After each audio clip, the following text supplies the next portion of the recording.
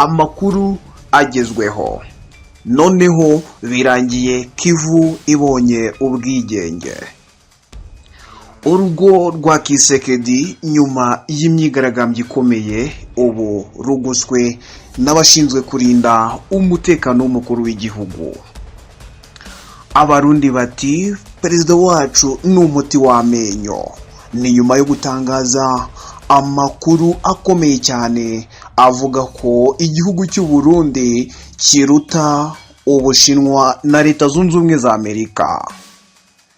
Ingabo za AFC M23 mu gihugu cya Uganda zagiye gukora iki? Byose ni kuri Rwanda Update. Yes, reka nongere mbasuze mwese muteze amatwi Rwanda Update Today. Uyu mwanya w'amakuru agezweho. Ni biki bigezweho noneho aka kanya? Kola subscribe, kore share and like, comment kugira ngo ujye ubana natwe umunsi ku munsi. Nkuko twabibagejejeho mu ngingo z'ingenzi noneho bidasubirwaho. Uyu munsi ushobora kwira twumvishe itangazo ry'uko Kivu cyangwa se ibice byose M23 yafashe ubu bifite ubwigenge. Ninde ubiri inyuma? Ni bande babiri inyuma? Tugiye kubigarukaho muri aya makuru tudatinze.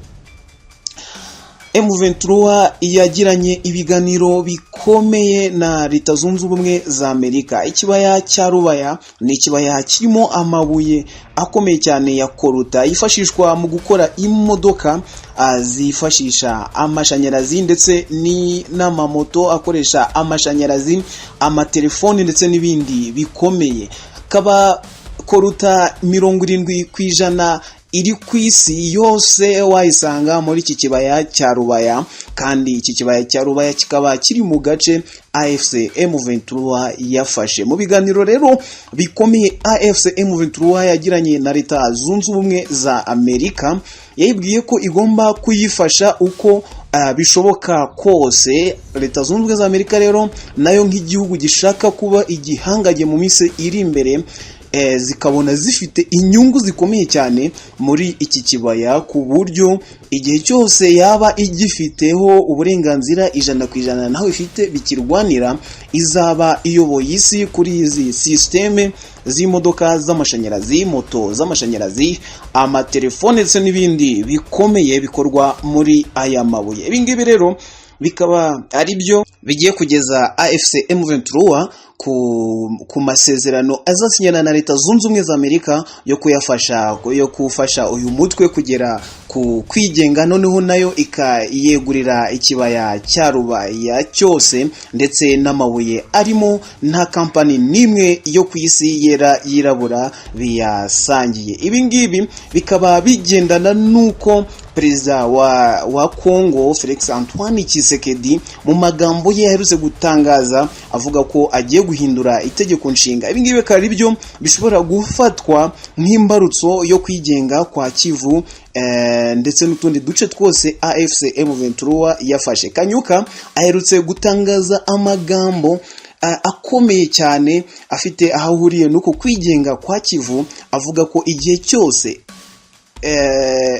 Kisekedi azaba yahinduye itegeko nshinga cyangwa se azahirahira agakomeza guhindura itegeko nshinga, iyi ngiyi nayo iyi AFC M23 izahita itangaza ubwigenge mu duce twose yaba yaramaze gufata. Mu gihe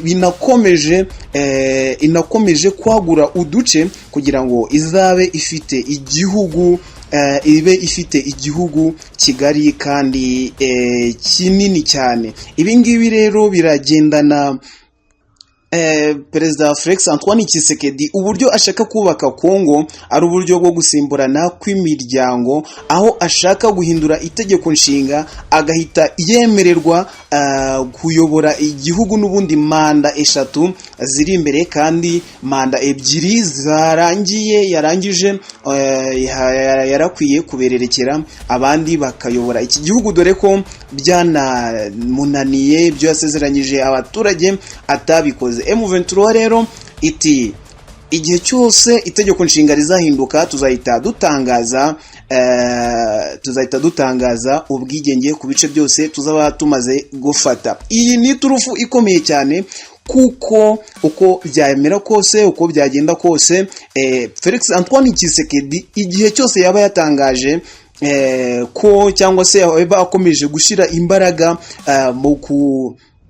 mu kuhindura itegeko nshinga, uyu Perezida Felix Antoine Tshisekedi azaba yishe amwe mu mategeko y'igihugu ndetse n'amategeko cyangwa se amabwiriza byasinyiwe i Washington, azaba yabyishe.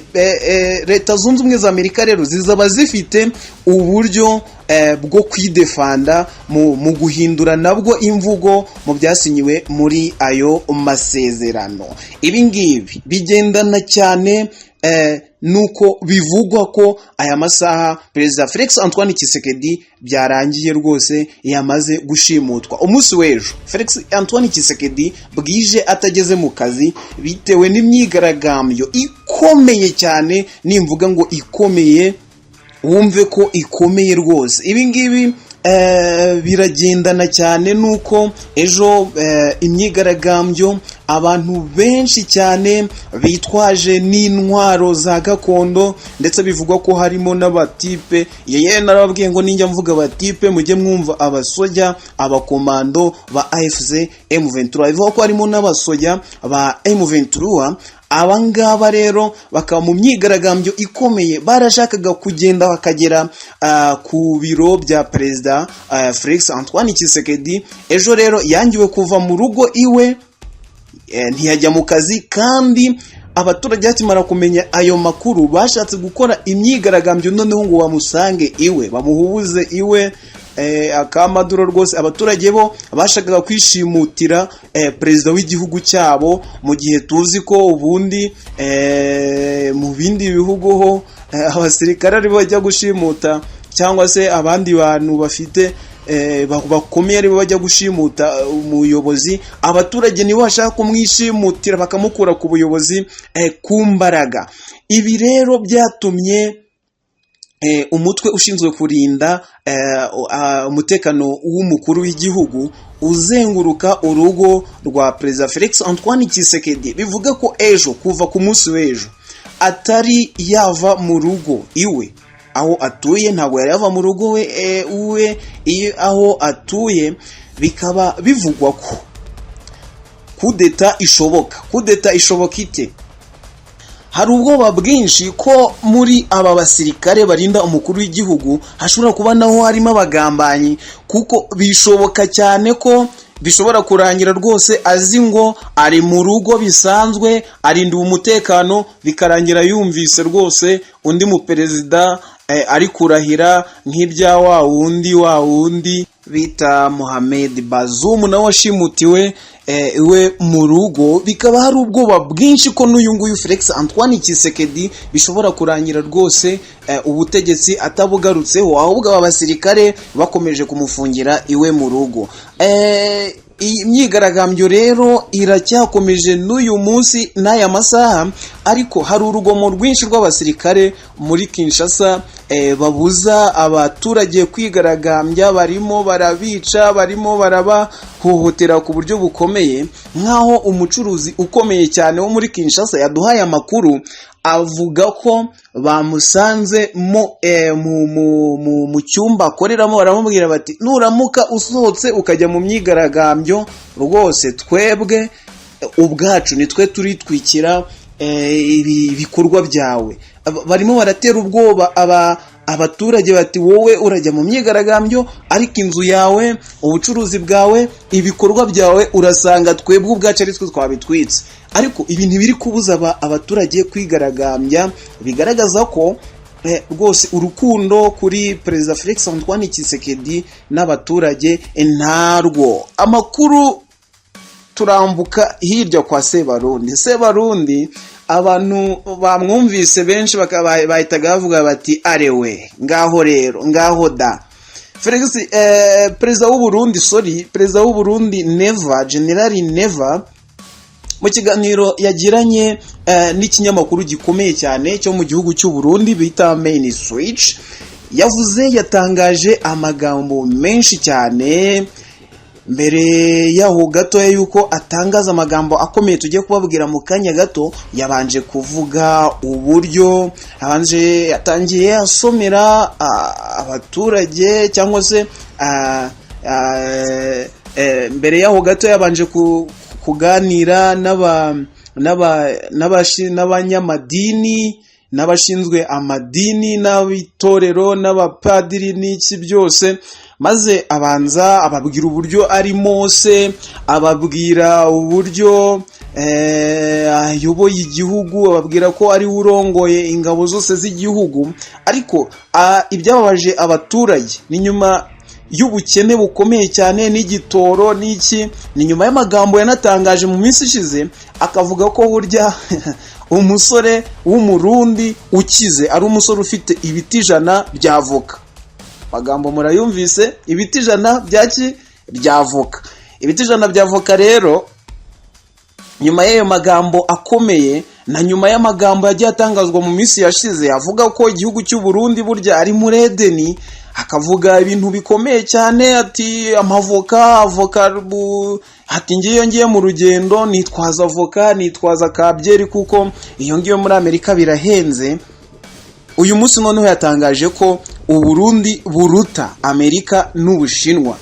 Abaturage bati reka ye. Muri iki kiganiro na Main Switch, perezida w'u Burundi yavuze ko Amerika n'Ubushinwa burya bidafite icyo birusha u Burundi. Avuga ko nyuma yo kwikorera igenzura no gukora iperereza, we ubwe yohereje abantu muri ibi bihugu kugira ngo bajye kugenzura muri ibi bihugu icyo baba barusha, ibi bihugu icyo byaba birusha u Burundi. Agezeyo arabibura. Aheze koko nawe wibaze, igihugu cy'u Burundi kirakomeye cyane ku buryo kibona Leta Zunze Ubumwe za Amerika cyangwa se igihugu cy'Ubushinwa, ibihugu bibiri dufata nk'ibihugu byo kureberaho, bihugu byateye imbere cyane. Ese ibi bihugu koko u Burundi, perezida w'u Burundi aratekereza akabona ibi bihugu biri munsi y'igihugu cy'u Burundi? Abaturage rero b'igihugu cy'u Burundi baciye akenge bakavuga bati ntaho tuzigera tugera niba umukuru wacu w'igihugu yirengagiza ubukene igihugu gifite, akirengagiza uburyo igitoro cyabuze, akirengagiza ubuzima bukomeye mu gihugu cy'u Burundi, akavuga ko ibihugu byateye imbere nka Amerika n'Ubushinwa abisuzugura, agasuzuguro gakomeye, akavuga ko burya igihugu cy'u Burundi gifite icyo kibirusha.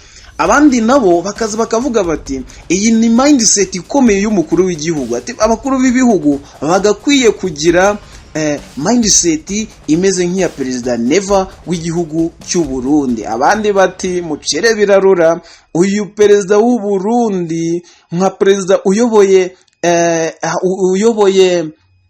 ihuriro rya Afurika UN ntabwo yarakwiye kurangwa n'amagambo amuranga. Ahubwo uyu munsi baravuga bati uyu perezida arangwa n'amagambo ameze nk'ari umukomediye, ariko bakavuga bati nubwo bimeze bityo, ibintu avuga ababizi, ahari hari icyo abona u Burundi burusha ibi bihugu yashize mu mazina bya Amerika ndetse n'Ubushinwa. Buriya hari icyo abona mu minsi iri imbere, buriya azabasha kubitangaza. Mu makuru mu ngingo z'ingenzi twabwiye ko M23 abasirikare bayo bari mu gihugu cya Uganda. Nabaye abasirikare barenga 125 bari mu gihugu cya Uganda, aho bagiye mu mwiherero ukomeye cyane, mu myiteguro ikomeye cyane. Ni nyuma y'uko bari kubona ko imyitozo ikomeye cyane, imyiteguro ikomeye cyane y'igihugu cy'u Burundi, FRDC, Wazalendo na FDLR, imyiteguro ikomeye cyane, ndetse no gukomeza kotswa igitutu na FRDC mu myiteguro n'imigambi ikomeye cyane yo guhirika ndetse no kongera kwisubiza uduce iyi ngiyi M23 yafashe, nabo bohereje abasirikare mu ibanga rikomeye mu gihugu cya Uganda, aho bagiye mu mwiherero no kuganirizwa no gutegurwa mu mutwe, aho bivugwa ko abajenerali bakomeye b'igihugu cya Uganda ari bo bari kuganiriza aba basore ba AFC M23. Bikaba bishoboka ko mu minsi mikeya tugiye kubona intambara ikomeye. Andi makuru turabagezaho mu kanya gatoya, ni amakuru